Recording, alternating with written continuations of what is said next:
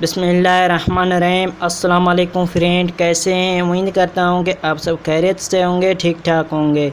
मैं हूं आपका दोस्त रब नवाज बलोच। आप देख रहे हैं इस्लामिक बलोच यूट्यूब चैनल। इंशाल्लाह आज मैं आपको दावत इफ्तार की दुआ दिखाऊंगा। उससे पहले आपने अभी तक मेरा चैनल सब्सक्राइब नहीं किया तो मेहरबानी करके आप मेरे चैनल को सब्सक्राइब कर लें और साथ में बेल आइकन को प्रेस कर लें ताकि हर आने वाले वीडियो का अपडेट आपको मिले रोज़ाना। तो चलिए मैं आपको दुआ दिखाता हूँ।